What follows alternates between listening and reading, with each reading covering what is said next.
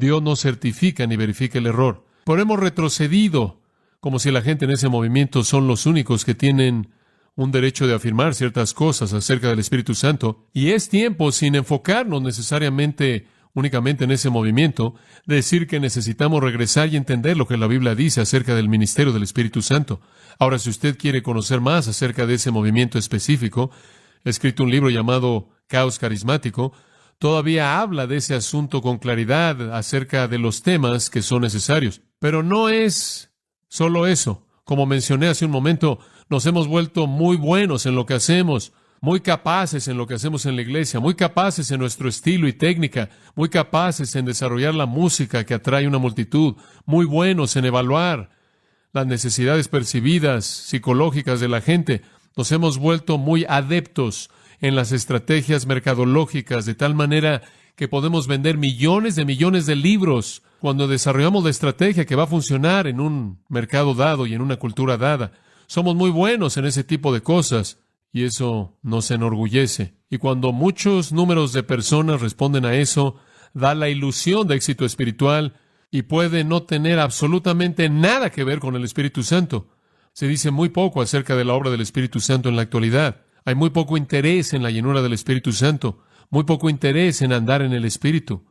Y como dije en los primeros años de mi ministerio, a donde quiera que iba estaba esto como el tema principal de qué hablar.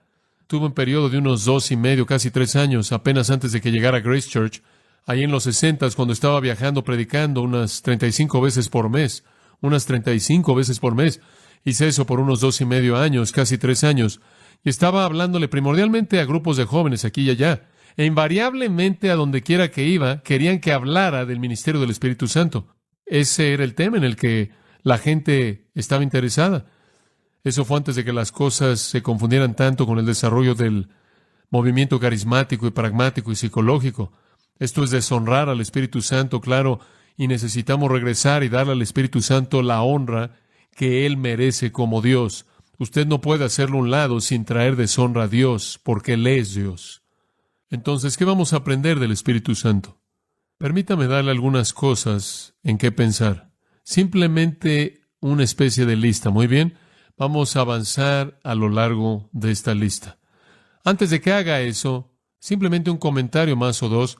Realmente creo que este es un pecado en la vida de la iglesia, el disminuir y menospreciar el ministerio del Espíritu Santo. Es un pecado serio. Es un pecado pensar que podemos hacer lo que solo el Espíritu Santo puede hacer, que podemos mediante nuestra inteligencia convertir a la gente. El pelagianismo, por así decirlo, es un pecado. Esto es creer que la gente es salva mediante su propia voluntad y lo único que tenemos que hacer es manipular su voluntad. Es un pecado en contra del Espíritu Santo.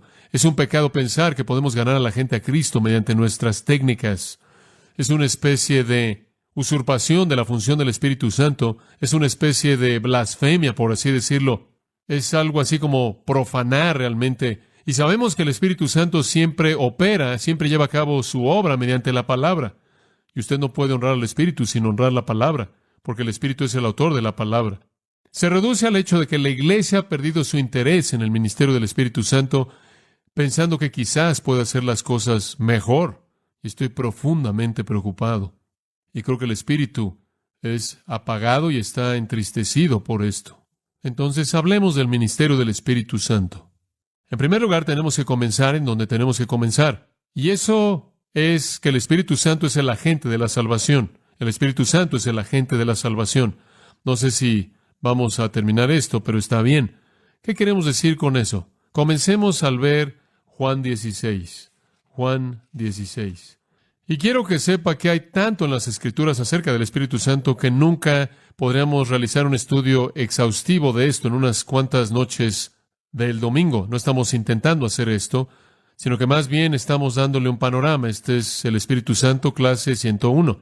Este no es el estudio avanzado de doctrina del Espíritu Santo. Si usted quiere el estudio avanzado y más extensivo, usted puede ir a la librería o a la biblioteca y usted puede escarbar y encontrar tomos ahí en las repisas que van a expander la amplitud maravillosa de la revelación bíblica acerca del Espíritu Santo. Pero hay algunas cosas que son tan básicas con respecto al ministerio del Espíritu Santo que necesitamos entenderlas bien y entenderlas muy bien. En Juan capítulo 16, el Señor Jesús está prometiendo enviar al Espíritu Santo. Él ha estado diciendo eso. Él lo dice en el capítulo 14, lo dice en el capítulo 15, y Él lo vuelve a decir en el capítulo 16. Vea el versículo 7. Si no me fuera, la mitad del versículo, el Consolador, el Espíritu Santo, quien así ha sido designado en la mención anterior, en el capítulo 15, versículo 26, el Paracleto, allá atrás en el capítulo 14, 26, el abogado, el ayudante, el Paracleto, el Consolador. Si no me fuera el Consolador, no vendré a vosotros, mas si me fuere, os lo enviaré. Y cuando Él venga, convencerá al mundo de pecado, de justicia y de juicio. De pecado, por cuanto no creen en mí; de justicia, por cuanto voy al Padre, y no me veréis más; y de juicio, por cuanto el príncipe de este mundo ha sido ya juzgado. Ahora, vamos a detenernos ahí por el momento. ¿Cuál es este ministerio del Espíritu Santo? Convencer al mundo. Convencer al mundo. Esto es, traer al corazón y alma de la humanidad no redimida la conciencia de pecado. Él lleva a cabo una obra de convencimiento. Él convence de pecado, en primer lugar, porque no creen en mí. Y ese es el pecado que condena. Finalmente y en últimas, ningún otro pecado, finalmente y en últimas, lo condenará usted, sino ese. Aquellos que van al infierno porque no creen en Cristo. Cualquier otro pecado es perdonado cuando uno cree en Cristo. Entonces, este es ese pecado definitivo condenador, rechazo de Jesucristo. El Espíritu entonces convence, el Espíritu opera en el corazón para producir culpabilidad y temor y ansiedad y miedo y terror y la realidad del pecado. Y después, en segundo lugar, justicia. Por cuanto voy al Padre y no me veréis más. ¿Qué significa eso? Significa que el Espíritu convence al pecador no solo de su propio pecado, sino que el Espíritu convence al pecador de la justicia de Jesucristo, quien es totalmente diferente del pecador, y esa es la razón por la que el Padre lo recibió a su diestra. Él fue a su Padre, y su Padre lo recibió, y lo sentó a su diestra debido a su justicia perfecta. Es el Espíritu de Dios, entonces, quien opera esas grandes realidades en el corazón humano, la realidad del pecado del pecador y la justicia del Salvador. Y el Espíritu también produce en el corazón convicción con respecto a juicio, que el pecado será juzgado porque el príncipe de este mundo ha sido ya juzgado. Conforme Cristo aplastó la cabeza de la serpiente en la cruz, conforme Cristo aplastó a su enemigo como la simiente de la mujer, de Génesis 3:15, destruye al enemigo de nuestras almas, vemos el poder de juicio de Cristo desplegado, y todos aquellos que son del dominio de Satanás experimentarán ese mismo juicio. Esas son las cosas que el Espíritu de Dios quiere producir en el corazón a manera de convicción. Convicción de pecado, porque la gente no cree en Cristo. Convicción de la justicia absolutamente perfecta de Cristo, quien por lo tanto ha satisfecho a Dios con una expiación suficiente y propiciación y entrado al cielo, y se ha sentado a su diestra, y de la realidad del juicio en contra de aquellos que permanecen como parte del dominio de Satanás, debido a que esas son las áreas en las que el Espíritu Santo opera para convencer a los pecadores. Entonces, esas deben ser las áreas que proclamamos, ¿verdad? El Espíritu Santo no lleva a cabo esta obra en un vacío. Conforme predicamos pecado y justicia y juicio, proveemos la verdad necesaria para que el Espíritu de Dios lleve a cabo su gran obra. Hay que reconocer que predicar el pecado no es popular, no es lo que la gente quiere oír, pero es absolutamente necesario. Predicar la justicia perfecta de Jesucristo y el hecho de que su sacrificio es por lo tanto una satisfacción perfecta de la ley santa de Dios y la ofrenda perfecta que satisface su ira santa. Él entonces recibe a Cristo a su diestra, y entonces estamos predicando aquí la gran doctrina de la sustitución, las grandes doctrinas de la propiciación. Y claro, predicamos juicio, y eso significa el juicio del príncipe de este mundo y todos aquellos que son parte de su reino de las tinieblas. Predicamos juicio eterno, infierno eterno, ira eterna, retribución eterna. El Espíritu de Dios opera para producir estas cosas. El Espíritu de Dios necesita que la palabra sea proclamada en estas categorías para que Él lleve a cabo su obra. Y hay, literalmente, a lo largo de las páginas de las Escrituras, estas verdades son reiteradas una y otra vez en el Antiguo Testamento a manera de profecía y tipo y símbolo, y a lo largo del Nuevo Testamento. Escuche 1 Tesalonicenses 1:5, porque nuestro Evangelio no vino a vosotros en palabras solamente, sino en poder y en el Espíritu Santo, con plena certidumbre. Cuando usted predique el Evangelio en el poder del Espíritu, Él produce convicción. Si yo quiero evangelizar a alguien, si yo quiero predicar un mensaje que realmente puede cambiar los corazones de la gente, lo primero que tengo que entender es que yo no puedo hacer eso. Yo no puedo hacer eso por mí mismo. Solo hay uno que transforma a la gente, y ese es el Espíritu Santo. Entonces quiero hacer la pregunta: ¿qué es lo que el Espíritu Santo hace? ¿Qué es lo que el Espíritu de Dios usa para comenzar la obra de convicción? Y es la verdad acerca del pecado, y la verdad acerca de Cristo y la cruz, y la verdad acerca del juicio. En segundo lugar, si vamos a comenzar en el comienzo, tenemos que entender que es el Espíritu Santo quien produce convicción cuando la verdad es proclamada y oída y entendida. También es el Espíritu Santo quien produce arrepentimiento. De hecho, tengo la confianza de que eso es precisamente lo que tenemos en el capítulo 11 de Hechos, en el versículo 18. Cuando oyeron estas cosas, se callaron glorificando a Dios y diciendo: de manera que también a los gentiles ha dado Dios arrepentimiento para vida.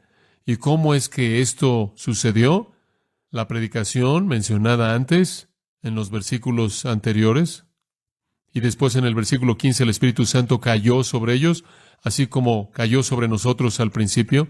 Versículo 17, Dios les dio el mismo don que nos dio a nosotros. Entonces, después de creer en el Señor Jesús, porque el mismo Espíritu que vino sobre nosotros es el Espíritu que vino sobre ellos, quien antes de eso les había concedido arrepentimiento. El Espíritu produce convicción acerca de pecado, convicción acerca de la verdad de la cruz, lo cual está relacionado con el pecado y nuestra pecaminosidad y la única esperanza que tenemos de escapar del juicio. Y el Espíritu produce convicción acerca del juicio para producir arrepentimiento. Y claro, podemos añadir a eso, observe 1 Pedro 1:12, 1 Pedro 1:12. El Espíritu energiza o capacita el Evangelio, y estas son simplemente maneras diferentes de ver la misma obra dinámica del Espíritu. Pero 1 Pedro 1 dice: les fue revelado que no estaban sirviéndose a sí mismos, sino a vosotros en estas cosas, hablando de los profetas del Antiguo Testamento, en estas cosas que ahora os han anunciado a vosotros, a través de aquellos que predicaron el Evangelio a vosotros mediante el Espíritu Santo enviado del cielo. El Evangelio, cuando es verdaderamente predicado, es predicado por el Espíritu Santo enviado del cielo. ¿Por qué decimos eso? ¿Estamos hablando de algún poder místico? Bueno, estamos hablando ciertamente del poder divino del Espíritu Santo. También estamos hablando del Evangelio que nos ha sido dado por la inspiración del Espíritu Santo. Entonces, el Espíritu, quien es el autor del Evangelio, también es el que lo energiza. Aquellos que predican el Evangelio a usted por el Espíritu Santo enviado del cielo, de nuevo la indicación aquí es que el Espíritu Santo es el que energiza o el que capacita la predicación del Evangelio. 1 Juan 5 dice: el Espíritu es el que da testimonio, porque el Espíritu es la verdad. En donde hay una representación de la verdad de las Escrituras, viene del Espíritu Santo, y por lo tanto el testimonio del Espíritu es aún más energizado por el Espíritu. Regrese a Juan capítulo 3, y simplemente estamos tocando estas cosas de manera breve para avanzar un poco. Pero en Juan capítulo 3, todo se une en cierta manera aquí cuando Jesús tiene su conversación con Nicodemo. ¿Cómo puede un hombre nacer cuando es viejo? Hablando del nuevo nacimiento, hablando de cómo entrar al reino de Dios, es necesario nacer de nuevo. Y después en el versículo 5, de cierto os digo, Jesús dice, A menos de que alguien nazca de agua y del Espíritu, él no puede entrar al reino de Dios. Aquello que es nacido de la carne, carne es, y aquello que es nacido del Espíritu, Espíritu es. El punto aquí es que el Espíritu regenera. Entonces el Espíritu convence de pecado, de justicia y de juicio. El Espíritu produce arrepentimiento mediante esa convicción. El Espíritu energiza, capacita la predicación del Evangelio, y el Espíritu entonces regenera. Si hay regeneración es porque el Espíritu ha hecho eso, el Espíritu da vida. Esa es la razón por la que estamos hablando de ser nacido del Espíritu. En Tito capítulo 3 dice en el versículo 5, nos salvó no